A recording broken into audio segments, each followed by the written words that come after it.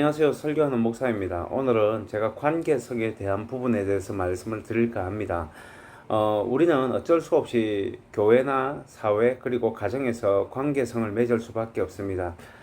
사회의 이 관계성을 떠나가지고는 살 수 없기 때문에 내가 원하든 원치 않든 관계성이 굉장히 중요합니다. 어떤 경우에는 어렸을 때, 젊었을 때야 돈이 더 중요할지 모르지만 나이 들수록 이제 돈도 중요하지만 그만큼 중요한 게 뭐냐면 이제 사람과의 관계가 굉장히 중요하다고 저는 생각을 합니다.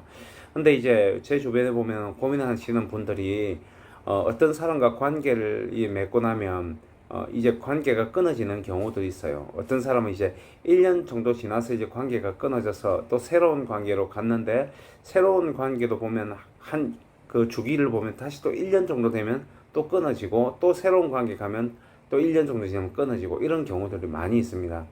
그럼 교회를 옮기는 문제도 똑같은 것 같아요. 교회를 옮기는 것이 옳으냐 그러냐 저는 그건 별로 의미가 없다고 생각하고요.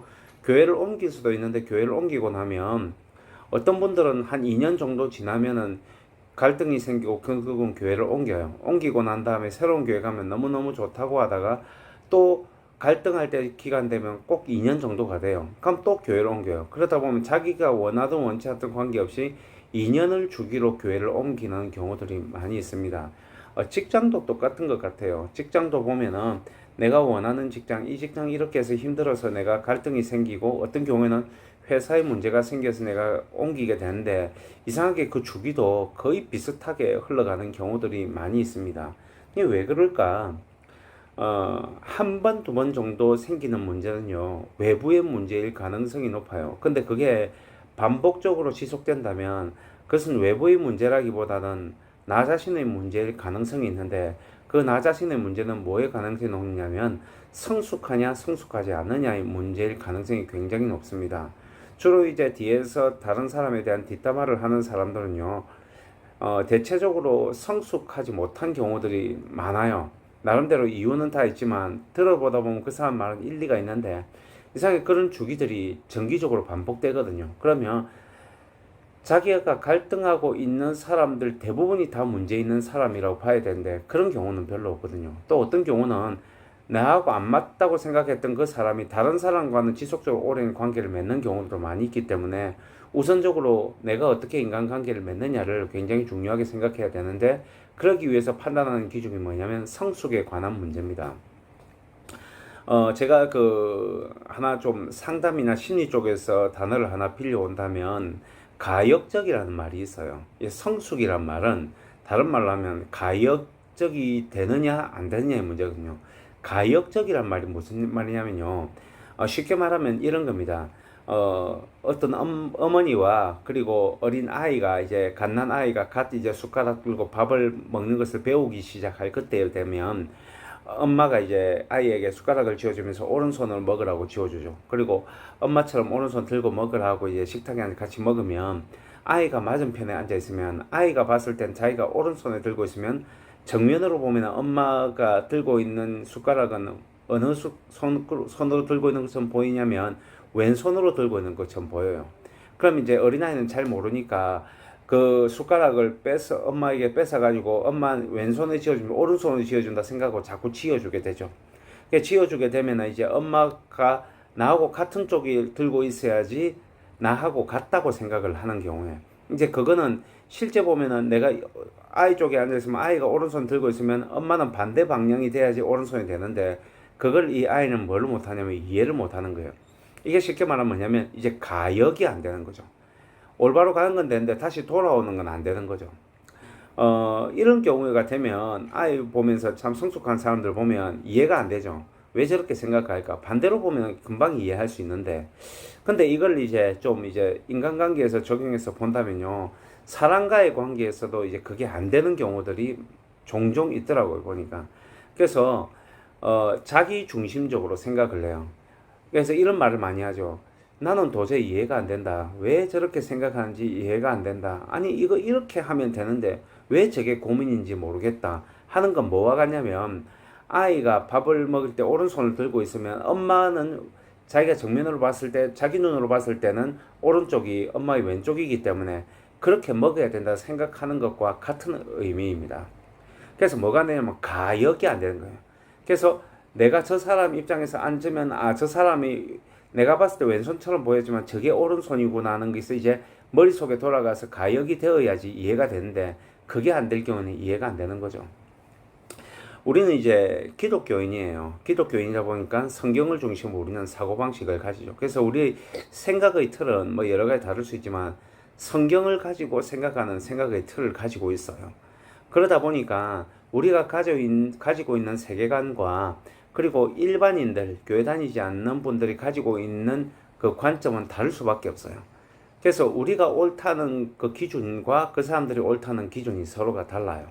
근데 기독교인 입장에서 불신 가족이라든지 불신 친구를 보게 된 경우는 이해가 안 돼요. 뿐만 아니고 어떤 경우에는 내가 은혜 받은 방식도 다르거든요. 어떤 사람은 설교 들으면서 지적으로 은혜 받는 방법이 있고 어떤 사람은 기도를 하다가 뜨거운 체험을 해서 은혜를 받는 경우도 있거든요. 그럼 뜨거운 체험에서 은혜 받은 사람은 기도하면서 은혜 받는 거 외에 말씀 읽으면서 차분하게 은혜 받는 걸 이해를 못해요. 열정이 없다 생각하고 그는 하나님을 인격적으로 만나지 못했다고 생각하는 거예요. 이게 뭐냐면 가역이 안 되는 거예요. 내가 내 사고방식에서 이렇게 생각하면 만일에 저 사람 사고방식에서 그 기준을 잡아서 본다면 이거는 이렇게 볼 수 있겠구나.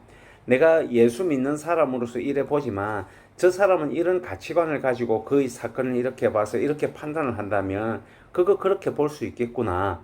이 가역이 되어야 되는 거예요. 만일에 가역이 안 되면 뭐냐면 인간관계가 끊어져요. 그리고 원하든 원치 않든 가역이 안 되면 혼자 외롭게 자연스럽게 그 공동체나 그 사회 그 단체에서 자연스럽게 외면을 당하는 경우들이 있어요. 그렇게 되면 뭐의 문제냐면 나는 지금 크리스찬으로서 사회에 있는 사람들에게 이제 내가 그 핍박을 받고 있다. 아니면 교회 안에서 내가 은혜 받는 방식을 내 방식으로만 딱 고집해가지고 볼 경우에는 저 사람들의 영적인 깊이는 내만큼 있지는 않다. 이렇게 생각을 하는 거예요. 이게 뭐가 안 되냐면 가역이 안 되는 거예요. 그러다 보면 자연스럽게 이제 교회 공동체 안에서도 자기는 외면을 당하는 경우들이 많이 있죠. 그래서 교회 다니면서도 교회를 옮기는 분들 중에서 보면 대체적으로 어떤 분들이 많이 있냐면 관계성을 잘 못해서 자기를 이해해주는 사람 쪽으로 가는 경우들이 많이 있거든요. 근데 여러분 살아보셔서 알겠지만 나를 이해해준 사람은 아무도 없어요. 내가 성숙하지 않는 이상 내 주변에 사람이었거든요. 그래서 가역이 돼야 되는 거예요. 요 근래에 이제 기독교에 대해서 사회적으로 봤을 때, 많이 교회가 외면을 당한다는 느낌을 지울 수가 없거든요.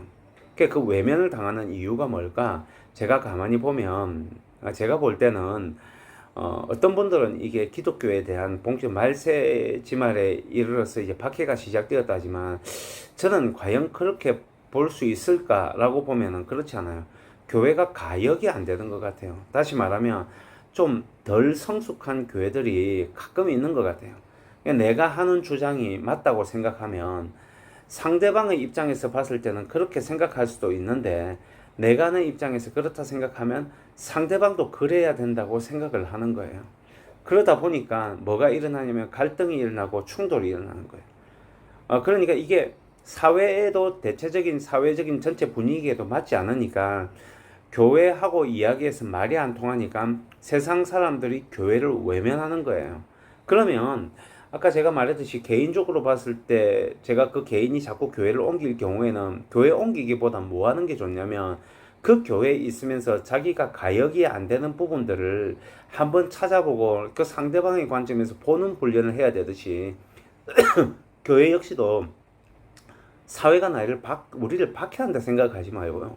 우리가 좀 사회 입장에서 우리가 이해할 수 없는 행동을 하는 부분이 어떤 부분인지를 좀 살펴보는 것이 굉장히 중요하다고 생각합니다. 제가 이런 말씀을 드리면 비판을 할 수도 있어요. 근데 저를 비판하고 저를 설득한다고 해서 사회가 그렇게 동조해 주진 않는다고 봅니다. 그래서 이런 부분에 대해서 좀 냉정하게 우리가 한번 정도 생각을 해본다면 좀 더 복음을 효과적으로 전할 수 있지 않나 생각을 합니다. 하나 더 추가적으로 말씀드린다면요. 저는 어떤 면에서 보면은 교회가 선지자 증후군에 빠져 있다고 저는 생각해요. 모든 그거 사회에 대한 거, 모든 것에 대한 모든 공동체에 대한 어떤 영적인 기준을 자기가 잡고 있다고 생각하는 경우들이 많이 있어요. 그래서 미성숙한 사람들을 이끌어서 내가 끌어줘야 된다고 생각을 하는 경우도 있고요.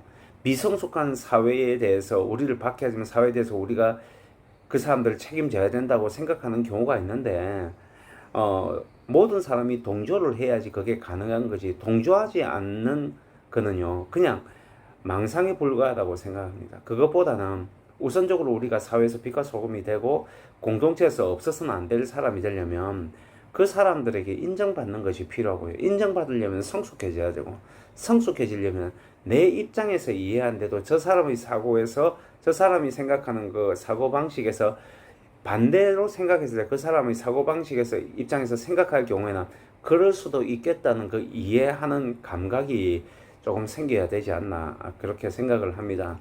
저는 교회를 사랑합니다. 저 역시 목사이고 교회를 이끄는 사람이기 때문에 교회를 사랑합니다. 그래서 저는 교회가 대부분의 교회들은 너무 성숙하게 잘하고 있다고 생각해요. 그러나 사회에 비치는, 그리고 일반인들에게 교인들에 대해서 비치는 그 몇몇 잘못된 부분들 때문에 우리 전체가 좋지 못한 영향력을 미치는 것처럼 생각을 하거든요. 그래서 좀 그런 입장에서 우리가 좀 사람들을 품어줄 줄도 알고 그 사람들과 좀 어울릴 줄도 알고 공동체 안에서도 서로가 자유롭게 좀 이렇게 대화를 나눌 수 있는 그런 좀 따뜻한 공동체가 되었으면 좋겠다 생각을 하고 이 영상을 남깁니다. 여러분 영상에 도움이 되셨다면 좋아요와 구독 한번 좀 꼭 부탁드립니다. 감사합니다.